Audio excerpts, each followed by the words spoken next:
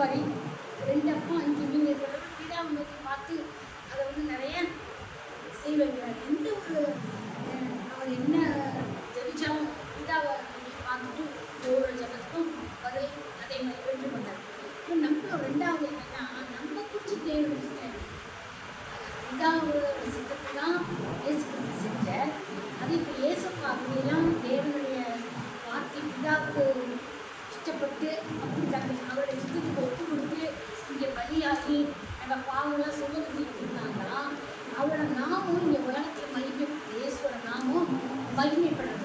அப்படி இல்லைன்னு வச்சுக்கோங்களேன், அந்த பலி பண்ணலை அவங்க தப்பிச்சுன்னு போக முடியும்ட்டு பலி ஆகாமல் போயிருந்தா நம்ம பாவங்களும் மன்னிக்கப்பட முடியாது, அவர் உயிர் தெரிஞ்சது அது எல்லாமே நம்மளால் நம்ப முடியாது, நமக்கு நித்திய ஜீவன் கிடைக்கிறதாங்க புரியாது.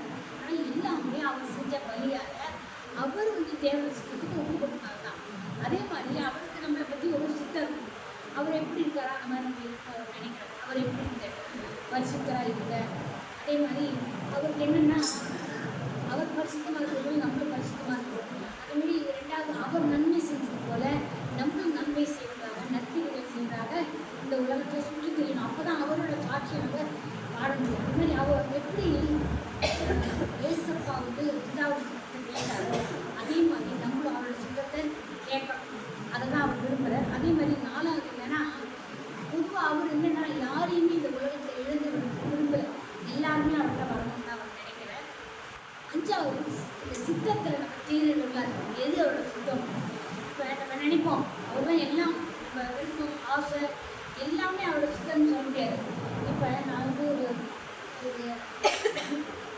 வேலை நான் ஒரு வீட்டில் ஒரு பெரிய ஒரு நிஜமாக நமக்கு தெரியும் ஒரு பெரிய ஒரு காட்டுறப்போ ஏதோ ஒரு பெரிய லீஃப் இருந்துச்சு, ஒரு பேச்சு அது 2 லட்சம் லீஃப் இருந்தாங்கன்னா அதுக்கு என்ன அப்படி வாங்குவாங்க 10,000 லீஃப் பண்ணுவாங்க அப்படின்னு நான் நினச்சிட்டு நான் அதுக்கு ஜெபிச்சா எனக்கு அந்த ஆள் 20,000 அப்படின்னு நான் ஜெபிச்சா அதுக்கு நடக்கணும். அது தேவையோட சித்தம் இல்லை.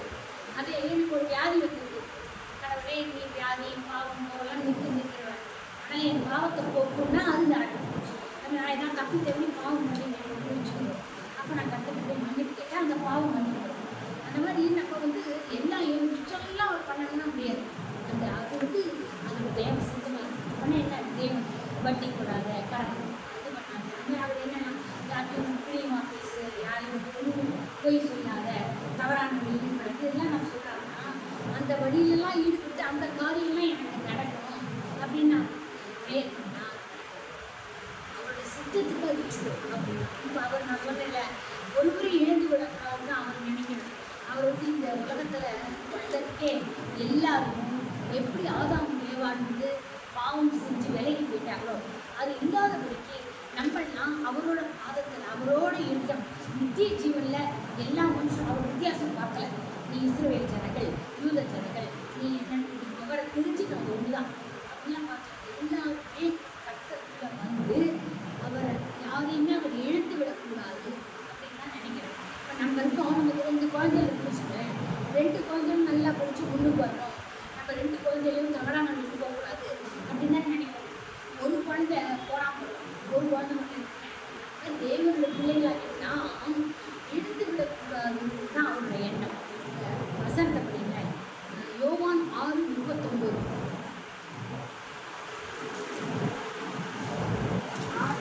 யோவான் 6:39 134 பேஜ். அவர் எனக்கு தந்தவைகளில் ஒன்றையும் நான் இழந்து போகாமல் கடைசி நாளிலே அவைகளை எழுப்புவதே என்னை அனுப்பின பிதாவின் சித்தமாய் இருக்கிறது. அவர் அந்த சித்தத்தை தான் கொண்டிருக்கார். யாரையுமே எழுந்து போக விரும்பலை. கடைசி நாளில் ஒருத்தரும் அவரை நம்ம நோக்கி பார்த்து நித்திய ஜீவனை பெற்றுக்கொள்ளணும்னு தான் நினைக்கிறேன். அதே மாதிரி மத்தேயு 18:14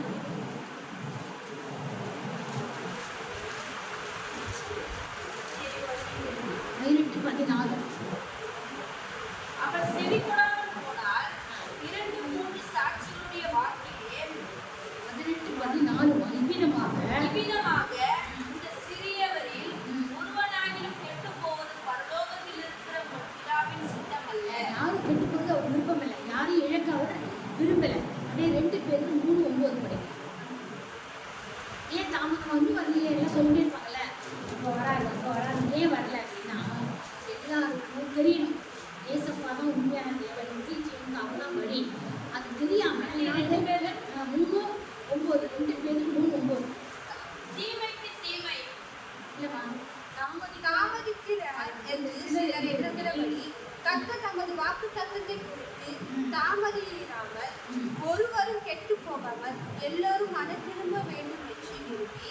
நம்மேல் நீடிய பொறுமை உள்ளவராய் அவர் என்ன நினைக்கிறார், எனக்கு தெரியாது. அதாவது மூலையில கிராமத்துல மலைகள் பள்ளத்தாக்கெல்லாம் ஏசப்பாவை பத்தி எனக்கு சொல்லப்படலை, எங்களுக்கு தெரியாதுன்னு சொல்லக்கூடாது. எல்லாருக்கும் தெரிஞ்சிருந்து அவங்க பின்மாற்றம், அவங்க அது உணரலைன்னா அது வேற. ஆனால் கர்த்தரை பொறுத்த வரைக்கும் என்ன சொல்றார் தேவன், ஏசப்பா நான் உண்மையான தேவன் வந்து எல்லாருக்கும் தெரியாது சொல்லப்படும். அதனால தான் முஸ்லீம்லாம் பார்த்தீங்கன்னா கிராமங்கள்லாம் போய் மலைகள்லாம் போய் ஊழியம் செய்கிறாங்க. ஏன்னா அவங்களுக்குலாம் அது அறிவிக்கணும், அப்போ தான் ஏசப்பா வருவார். அதனால தான் அது முதல்ல என்ன சொன்ன, யாரும் எழுதக்கூடாது. ரெண்டாவது நம்ம பரிசுத்தமாக இருக்கணும். ஒன்று இது படிச்சு பாருங்க, 1 தெசலோனிக்கே 4:3. 1 தெசலோனிக்கே 4:3.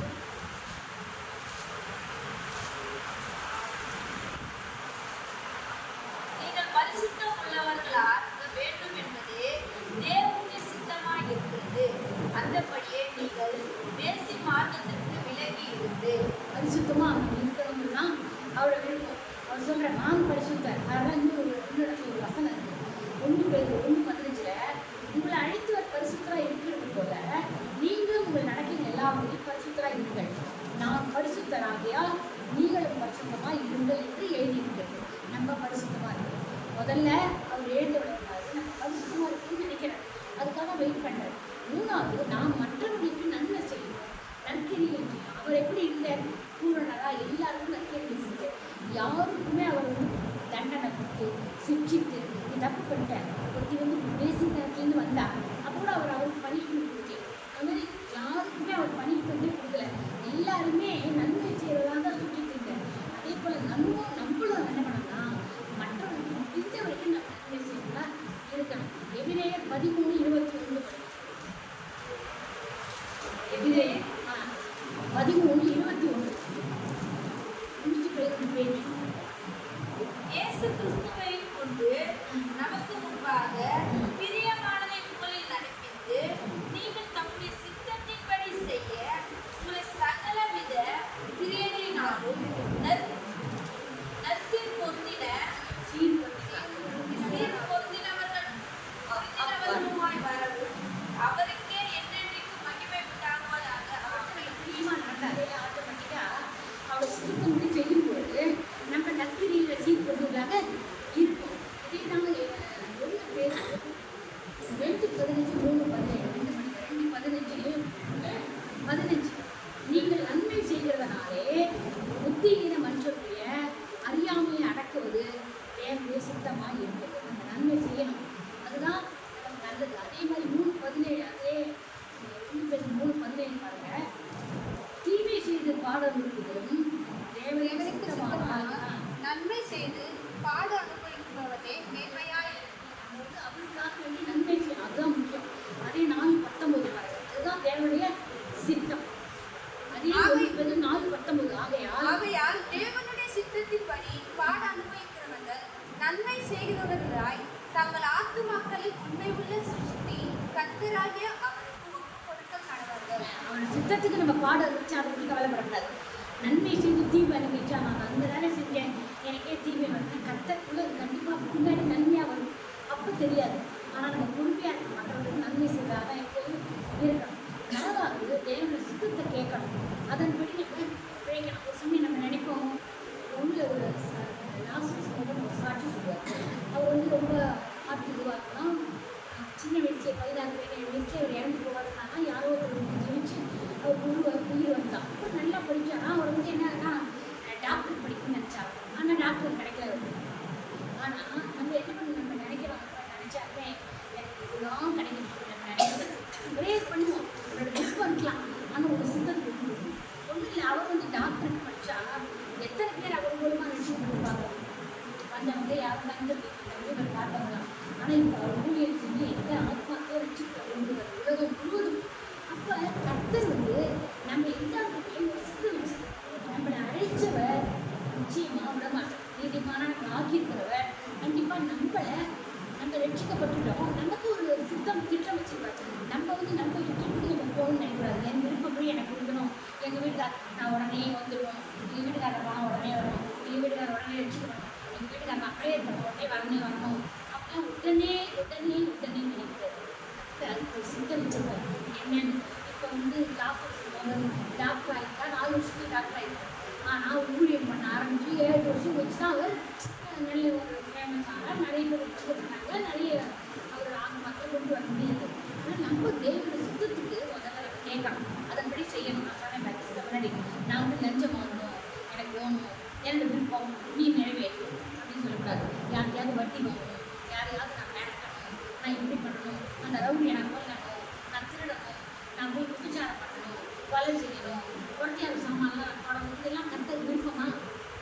அவரோட விருப்பம் அவரோட சித்தத்துக்கு என்னவோ அதுதான் அவங்களுக்கு கொடுக்கும். அதில் என் தேவையெல்லாம் என் விருப்பங்கள்லாம் அவர் நிறைவேற்ற மாட்டாங்க. எனக்கு இது நல்லது அதுதான் செய்யும். அதில் நம்ம ரொம்ப தீர்மானமாக இருக்கணும். அவரோட சித்தத்துக்கு நான் ஒப்புக்கிட்டேன்னா என்னோட விருப்பம் இருந்தாலும் அது தேவை இல்லைன்னா தடைப்படைக்கும். அதுதான் நான் நினைப்பேன். ஏதாவது ஒரு காரியம் நடக்கலைன்னா கவலைப்பட மாட்டேன், ஜெபிப்பேன். இந்த காரியம் ஒரு சித்தம்னா நடக்கட்டும், இல்லைன்னா தடை செய்யும். ஒரு பிரீத்தி இந்த இடத்துல லேண்ட்லாம் வாங்குறாங்கன்னா நான் உடனே அது இது அது எல்லா இடத்துலையும் சொல்கிறாங்க பாருங்க. யாரோ எடுத்துக்காங்க நிறைய மாதிரி தலையிலே சொல்கிறாங்க. அவங்க வந்து வீடுகளே வச்சுக்கோ. நான் வந்து ஒன்றே தான் தலையே பண்ண மாட்டேன். அவங்க இருக்கோ அலையதான் எல்லாம் பண்ணுறாங்க. இத்தனை சித்தம்னா எதுவாக இருந்தாலும் தடை இல்லாமல் இல்லைன்னா அவர் தடை பண்ணி போட்டுருவேன். அதை பற்றி நம்ம கவலைப்படக்கூடாதுன்னு நான் நினைப்பேன். எப்போவுமே நம்ம அந்த மாதிரி ஒரு காரியத்தில் நம்ம விருப்பப்படாமல் இருக்க முடியாது தான். மனுஷனாக இருக்கப்பட்டவன் ஆசை எங்கள் வீடுகார வெற்றி கொண்டு நான் நினைக்கிறேன். அது வந்து கட்டளை விருப்பம். வியாதி எனக்கு குணமாகணும், அது அவரை கட்டளை விருப்பம். நான் அதே சொன்னேன் மேடம், குழந்தையாருக்கு கெடுதல் செய்யணும், நான் லஞ்சம் வாங்கணும், அதெல்லாம் நினச்சா கட்டளை விருப்பமாது. கட்டளோட விருப்பமும் இருக்கணும், அவரோட சித்தமும் இருக்கணும். அப்போ அது நடக்கும். அவரோட சித்தத்தை கேட்கணும். அவரோட சித்தத்தில் 1 யோவான் 5:14 படிக்கிறேன். 1 யோவான் 5:14. நாம் எதையாகிலும் அவருடைய சித்தத்தின்படி கேட்டால் அவர் தமக்கு செவி போடுகிறவர் என்பதே அவரை பற்றி நமக்கு கொண்டிருக்கிற தைரியம். அவரோட சித்தத்துக்கு நம்ம கேட்டால் கண்டிப்பாக செய்வார். அதே 1:4-2 ஏனென்றால் மாம்சத்தில் பாடுபடுகிற இனி மாம்சத்தில் இருக்கிற காலம் வரைக்கும் மனுஷனுடைய இச்சைகளின்படி பிழைக்காமல் தேவனுடைய சித்தத்தின்படியே பிழைக்கத்தக்கதாக பாவங்களை விட்டு ஓய்ந்திருப்பான். நம்ம அவரை ஏற்றுக்கொண்டோம்னாலே பாவங்களை நம்ம செய்ய மாட்டோம். அவனோட சித்தத்துக்கு தான் நம்ம எதையுமே கேட்போம். நான் சொல்லிடுறேன், அந்த மாதிரிலாம் ரட்சிக்க கேட்க மாட்டாங்க. அவனை கொள்றேன், அவன் லஞ்சம் வாங்குறேன், இப்போ தவறான காரியங்களை நம்ம கேட்கவே மாட்டோம். பாவங்களுக்கு ஒதுக்கி கொண்டு மற்றது தான் நம்ம கேட்போம். கொலைஸ் அதே மாதிரி அவனோட சித்தத்தை அறிகிற அறிவு கொலைஸ் 2:9.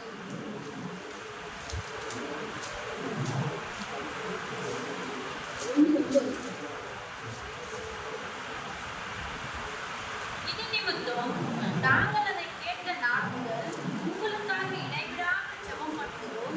நீங்கள் எல்லா ஞானத்தோடும் ஆவிக்குரிய விவேகத்தோடும் அவருடைய சித்தத்தை அறிகிற அறிவினால் நிரப்பப்படவும். ஜெபிக்கிறோம், எல்லாம் பண்ணுறோம். ஆனால் அவரை அறிகிற அறிவு இருக்கணும்.